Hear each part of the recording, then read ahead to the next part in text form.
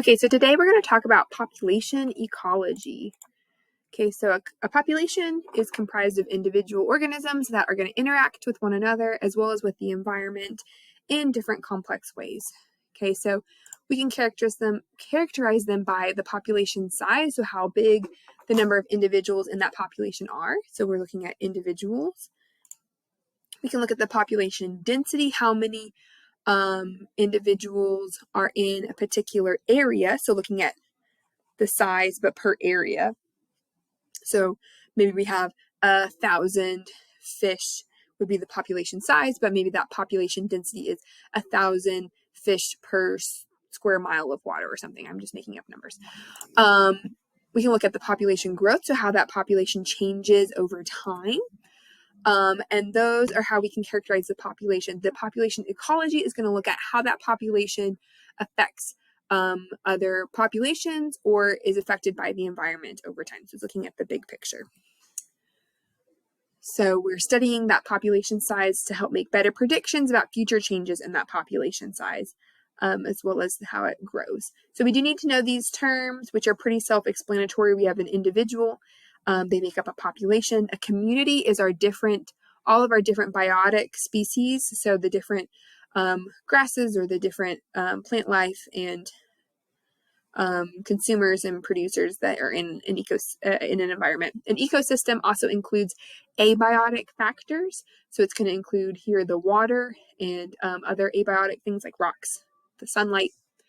A biome is going to be that whole area that is having similar types of precipitation and temperature. So you might remember from middle school you talked about biomes, or from Minecraft the biomes of we have like the tundra and the desert and the grasslands. Those are all examples of biomes. They have similar types of abiotic characteristics, so they're going to actually have similar features. And then the biosphere is the whole thing. Everything we have on our planet is included in that biosphere. Okay, so some ways we can look at population change and define it is there a couple different phases as we go through. So population dynamics is the study of when populations change, looking at how dynamic a population or changing a population can be, and then what causes that change. So we can have a growth phase. This is where a population is getting larger and larger and larger. This is usually a very brief phase because eventually we're going to run out of resources. Okay, so if there's enough resources, we are going to continue to grow and grow and grow if there isn't anything hindering that growth.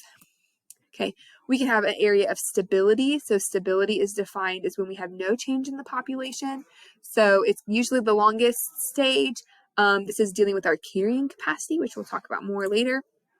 And then we can also have good decline, and decline happens when we reach beyond our carrying capacity, and now these factors start to limit the number of individuals. Okay, so population growth, this is again looking at that change in a population over time. And different organisms are going to have different types of population growth. In this class, we don't really get into the differences here. You might remember it from AP Environmental if you took that class, between different types of organisms.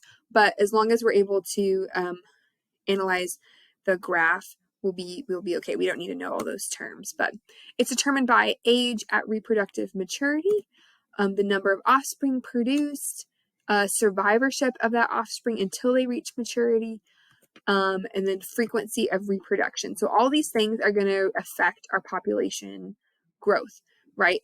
And so the thing that we need to do in AP Bio is to be able to calculate these changes in our population growth. Okay, so we're going to use this equation. This equation is found also on our equation sheet, so you don't have to memorize it, but it's pretty self-explanatory. This dn over dt is a calculus notation, so if that freaks you out, you can just kind of think about the d. It's really just meaning our change in n, which is the population size, over the change in time, which is denoted here.